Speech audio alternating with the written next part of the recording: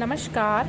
लक्ष्मी गोस्वामी के हिंदी अध्ययन चैनल में आप सभी का स्वागत है। तो आज के वीडियो का विषय है विज्ञप्ति, अधिसूचना, अर्धशासकीय पत्र। ये हिंदी अनिवार्य कक्षा 12 RBSE के अंतर्गत आते हैं। तो हम पढ़ते हैं। नमस्कार विद्यार्थियों, आज के वीडियो का विषय है विज्ञप्ति, अधिसूचना और अर्ध सरकारी पत्र। ये सभी कार्यालयी पत्रों के विविध रूप हैं और ये हमारे हिंदी अनिवार्य के कोर्स में भी हैं। तो ये परीक्षाओं के लिए अत्यंत महत्वपूर्ण टॉपिक हैं। अक्सर प्रतियोगी परीक्षाओं में भी इनसे संबंधित प्रश्न पूछ लिए जाते हैं। तो पहले हम देख लेते हैं कि विज्ञप्ति क्या है। सरकारी अथवा गैर सरकारी विभाग अपने किसी निर्देश, घोषणा, निर्णय आदि से संबंधित सूचनाओं को जनसाधारण तक पहुंचाने हेतु जो आदेश जारी करते हैं उन्हें विज्ञप्ति कहते हैं। अथवा इसमें क्या होता है कि सरकारी या तो कोई सरकारी विभाग या कोई गैर सरकारी विभाग अपना कोई भी निर्देश या घोषणा या निर्णय तो उन संबंधित सूचनाओं को जनसाधारण तक पहुंचाने के लिए समाचार पत्रों में प्रकाशित करवाते हैं, तो उन्हें ही हम विज्ञप्ति कहते हैं। विज्ञप्ति सरकारी गजट के अतिरिक्त समाचार पत्रों में प्रकाशित की जाती है। सरकारी गजट होता है राजपत्र, जो सरकारी कार्यालय होते हैं उनसे संबंधित एक पत्र होता है राजपत्र। सरकार के द्वारा, केंद्र सरकार के द्वारा या राज्य सरकार के द्वारा उसमें सूचनाएं प्रसारित की जाती हैं।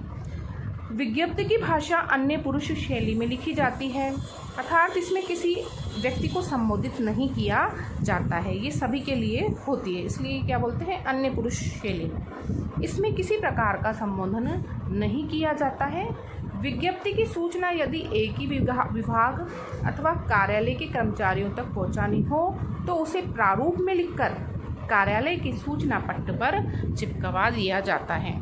तो इसमें क्या होता है कि अगर एक कार्यालय के लिए है तो उस कार्यालय के संबंधित जितने भी कर्मचारी हैं उनको यदि कोई सूचना देनी है तो कार्यालय के सूचना पट्ट पर प्रारूप में ये लिख दी जाती है और वहाँ पर इसको लगा दिया जाता है।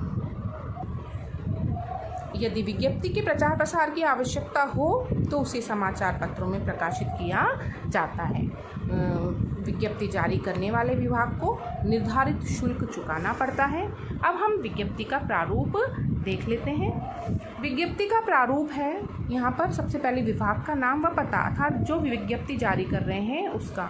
यहाँ पर हम पत्र क्रमांक बाईं ओर और दाईं ओर दिनांक और स्थान, फिर शीर्षक विज्ञप्ति और यहाँ पर विषय वस्तु जो सूचना है यहाँ पर आ जाएगी और नीचे अधिकारी के हस्ताक्षर और उनका पदनाम आएगा। तो ये विज्ञप्ति का प्रारूप है। विज्ञप्ति का उदाहरण देख लेते हैं।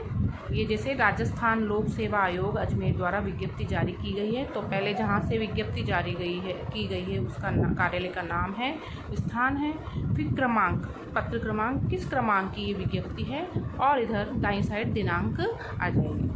बीच में विज्ञप्ति लिखकर उससे संबंधित सूचना। आयोग द्वारा वरिष्ठ अध्यापक द्वितीय श्रेणी माध्यमिक शिक्षा विभाग हेतु ली जाने वाली संवीक्षा परीक्षा 15 मई 2019 के स्थान पर 6 जून 2019 को आयोजित होगी। परीक्षा केंद्र व अन्य सूचनाएं यथावत रहेगी। यहाँ पर विज्ञप्ति जारी करने वाले सचिव और उनके हस्ताक्षर होंगे। तो ये विज्ञप्ति का उदाहरण था। अब हम आते हैं अधिसूचना। अधिसूचना को अंग्रेजी में नोटिफिकेशन भी कहा जाता है। केंद्र अथवा राज्य सरकार जब सरकारी आदेशों को आम जनता के लिए प्रकाशित करती है तो इन सूचनाओं को वैधानिक दृष्टि से अधिसूचना कहा जाता है। तो या केंद्र सरकार या राज्य सरकार सरकारी आदेशों को जब आम जनता के लिए प्रसारित करेगी तो इन सूचनाओं को वैधानिक दृष्टि से क्या कहा जाएगा? अधिसूचना कहा जाएगा। किसी बात की ओर ध्यान आकृष्ट करने के लिए किसी को दी जाने वाली सूचना अधिसूचना है। ये सरकारी गजट में प्रकाशित होने वाली सरकारी सूचना है। अधिसूचना किसी व्यक्ति विशेष से संबंधित होती है, परंतु इसका उद्देश्य सामान्य जनता को सूचित करना होता है। अधिसूचना के माध्यम से ही सामान्य सूचनाएं राजपत्र में प्रकाशित होकर अधिकृत सूचनाएं बनती हैं। अधिसूचना सूचनार्थ होती हैं, इसमें उत्तर की अपेक्षा नहीं होती है। अधिसूचना की भाषा राजभाषा होती है। अधिसूचना अन्य पुरुष में लिखी जाती है। किसी विशेष व्यक्ति को संबोधित करके नहीं लिखी जाती है। विशेष व्यक्ति के लिए तो होती है, लेकिन यह किसी विशेष व्यक्ति को संबोधित नहीं किया जाता है, उस व्यक्ति से संबंधित सूचनाएं होती है। इसमें विषय संबोधन का उल्लेख नहीं होता है। राज्यपाल व राष्ट्रपति के नाम से ये जारी की जाती है। अब हम इसका प्रारूप देख लेते हैं। प्रारूप भारत के राजपत्र भाग और खंड यहाँ पर में प्रकाशनार्थ के लिए है ये, तो यहाँ पर लिख देंगे। यहाँ पर भारत सरकार के द्वारा या राज्य सरकार के द्वारा है तो वो यहाँ पर उल्लेख कर देंगे। कार्यालय का नाम, यहाँ पर स्थान, बाईं साइड पत्र क्रमांक, दाईं साइड दिनांक, बीच में यहाँ पर अधिसूचना और नीचे विषय वस्तु। नीचे फिर हस्ताक्षर होंगे सचिव या संयुक्त सचिव के, और प्रतिलिपि सूचनार्थ जहाँ पर भी विज्ञप्ति इसकी अधिसूचना की प्रतिलिपि भेजी जाएगी वहाँ पर उसको नंबर डालकर यहाँ पर लिख दिया जाएगा। अधिसूचना उदाहरण, भारत सरकार सूचना एवं प्रसारण मंत्रालय, तो यहाँ पर कार्यालय का नाम लिख दिया है और यहाँ पर पत्र क्रमांक है, यहाँ पर दिनांक है। अधिसूचना राष्ट्रपति भारतीय प्रशासनिक सेवा द्वितीय श्रेणी के अधिकारी श्री क ख ग को 22/7/2019 से भारतीय प्रशासनिक सेवा प्रथम श्रेणी के वेतनमान में स्थानापन्न रूप से नियुक्त करते हैं। तो यहाँ पर किसी व्यक्ति विशेष के बारे में सूचनाएं हैं कि उनको द्वितीय श्रेणी अधिकारी से प्रथम श्रेणी के वेतनमान में नियुक्त किया गया है। तो ये सूचना तो किसी व्यक्ति विशेष से है ही, लेकिन ये सबको सूचित किया गया है। इस सूचना के माध्यम से क्या किया गया है, सबको सूचित किया गया है। फिर नीचे यहाँ पर हस्ताक्षर होंगे संयुक्त सचिव भारत सरकार, फिर यहाँ पर क्रम संख्या दी होगी और यहाँ पर प्रतिलिपि सूचनार्थ सचिव राष्ट्रपति, राष्ट्रपति भवन नई दिल्ली, निजी सचिव सूचना एवं प्रसारण मंत्रालय और रक्षित पत्रावली। अर्धशासकीय पत्र, इसको हम अर्ध सरकारी पत्र भी कहते हैं। ये व्यक्तिगत रूप से लिखा गया पत्र है, ये सरकारी है। जब सक्षम अधिकारी समकक्ष अधिकारी को किसी खास विषय पर ध्यान आकृष्ट करने, स्पष्टीकरण देने, वैचारिक आदान प्रदान करने, सूचना सलाह आदि देने अथवा प्राप्त करने के लिए जिस पत्र का प्रयोग करते हैं वे अर्धशासकीय पत्र कहलाते हैं। तो इसमें अधिकारी दोनों समकक्ष ही होंगे।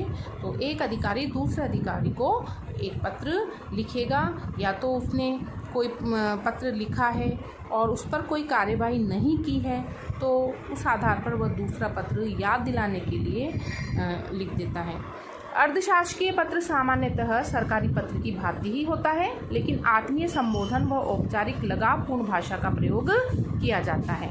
संबोधन में प्रिय, श्री, सुश्री, श्रीमती के साथ सरनेम जोड़कर लिख दिया जाता है। संबोधन को लेखक स्वयं लिखता है। ये सरकारी पत्र का ही एक उपभेद है। इनका प्रयोग कम होता है। इन पत्रों में औपचारिकता का पालन नहीं किया जाता। कोई भी कार्य शीघ्रता से करवाना हो तो संबंधित अधिकारी को व्यक्तिगत नाम से ये पत्र भेज दिए जाते हैं। इसमें उत्तम पुरुष का प्रयोग होता है, एक वचन।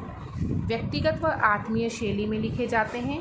इसमें मैत्री भाव होता है। इसमें जिस अधिकारी को पत्र भेजा जाता है उसका नाम, पदनाम व पता पत्र के नीचे बाईं ओर लिखा जाता है। ये ध्यान रखना है हमें। प्रेषक केवल अपने हस्ताक्षर करता है, पदनाम का उल्लेख नहीं करता। यहाँ पर हम अर्धशासकीय पत्र का प्रारूप देख लेंगे। प्रेषक का नाम, पता, कार्यालय, पत्र क्रमांक बाईं ओर और दिनांक, स्थान। यहाँ पर प्रिय संबोधन लिखा जाएगा। यहाँ पर विषय वस्तु लिखी जाएगी। फिर यहाँ पर आपका शुभेच्छु भवनिष्ठ हस्ताक्षर। यहाँ पर अगर सरकारी पत्र होता है तो उसमें भवदीय लिखा हुआ होता है। यहाँ पर प्रेषिती का नाम, जिसको पत्र भेजा जा रहा है, मैंने बताया भी था कि पत्र के बाईं ओर नीचे की तरफ लिखा जाता है। अब हम एक अर्ध सरकारी पत्र का उदाहरण देख लेते हैं। क ख ग उपसचिव, जिसके द्वारा ये पत्र लिखा गया है उसका यहाँ पर उल्लेख होगा। यहाँ पर पत्र संख्या, भारत सरकार, मंत्रालय, विभाग, नई दिल्ली, ये सारा पता है इसमें। प्रिय श्री अवसर, अब यहाँ पर देखो प्रिय, यहाँ पर संबोधन दिया गया है, बहुत ही अनौपचारिक भाषा में दिया गया है। और अब आगे देखते हैं। इस विभाग के पत्र दिनांक 15 मई अथवा 17 अगस्त 2018 के द्वारा आपके कार्यालय से जो आवश्यक सूचनाएं मांगी गई थी वे अभी तक प्राप्त नहीं हुई हैं। तो इस पत्र से हमें लग रहा है कि पूर्व में भी किसी समस्या पर 2 पत्र लिख दिए गए हैं और सूचना मांगने के लिए, लेकिन वो अभी भी प्राप्त नहीं हुई हैं। तब जाकर ये अर्ध सरकारी पत्र एक अधिकारी के द्वारा दूसरे अधिकारी को लिखा गया है। उक्त सूचनाओं के अभाव में इस संबंध में निर्णय लेने में कठिनाई हो रही है। मेरा आपसे अनुरोध है कि आप इस मामले में व्यक्तिगत रुचि लेकर सूचनाओं को अविलंब भिजवाने की कृपा करें। साभार। आपका क ख ग। अब यहाँ पर आपका लिखा है, ये अर्ध सरकारी पत्र में ही लिख सकते हैं। फिर नीचे प्रेषिती का नाम जिसको ये भेजा जा रहा है, बाईं ओर पत्र के नीचे श्री अवस उप सचिव, जिस मंत्रालय के यहाँ पर ये लिखी हुई है, नई दिल्ली। धन्यवाद।